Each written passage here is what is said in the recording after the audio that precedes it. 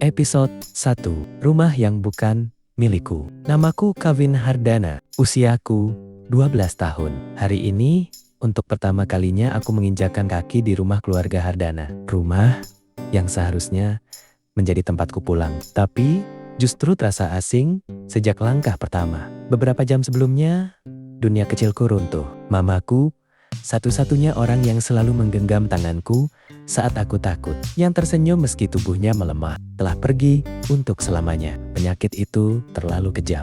Ia tak memberiku waktu untuk benar-benar siap kehilangan. Dan tepat setelah kepergiannya, seorang pria yang selama ini hanya kupanggil ayah dari cerita mama, datang menjemputku. Arya Hardana. Selama ini, mama bilang ayah bekerja di luar kota. Karena itu, ia jarang pulang. Karena itu, aku belajar tidak berharap terlalu banyak. Ternyata, semuanya bohong. Mobil yang membawaku berhenti di depan sebuah rumah besar dengan gerbang tinggi dan halaman luas. Aku menengadah, terdiam. Rumah ini terlalu megah untuk anak sepertiku. Terlalu mewah dan terlalu dingin. Aku tersenyum kecil. Dalam hati, aku berkata pada diriku sendiri, "Tidak apa-apa, Vin.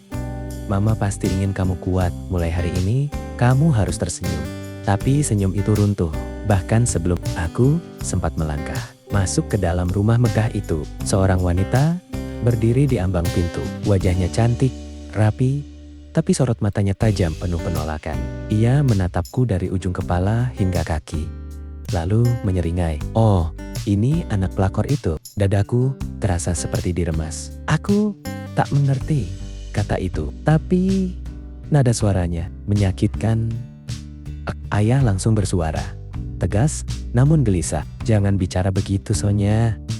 Dia juga anakku. Dia tidak tahu apa-apa. Terimalah dia. Dan satu lagi, jangan pernah sebut Karina pelakor.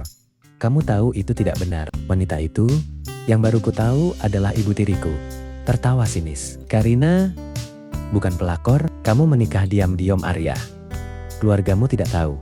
Tidak ada yang setuju. Itu namanya tetap saja disebut pelakor. Karina istriku lebih dulu," bantah ayah. "Aku menikah dengannya sebelum kamu." Kalimat-kalimat itu seperti pisau yang pelan-pelan mengiris kepalaku. Disitulah aku mengerti. Ayah tidak pernah bekerja di luar kota. Rumahnya memang di sini. Dan mamaku selama ini hidup dalam kebohongan. Langkah kakiku terasa berat. Aku membayangkan mama menahan sakit sendirian, menunggu seseorang yang tak pernah benar-benar kembali. Dadaku panas, marah, sakit, hancur. Sejak hari itu, hatiku membeku pada ayahku. Aku tidak lagi ingin bertanya, tidak lagi ingin berharap. Di rumah itu, aku juga bertemu Sony Hardana, anak laki-laki ibu tiriku dengan ayahku. Usianya 2 tahun lebih tua dariku. Tatapannya datar, seolah aku hanya bayangan yang tiba-tiba mengganggu hidupnya. Tak ada pelukan, tak ada sambutan,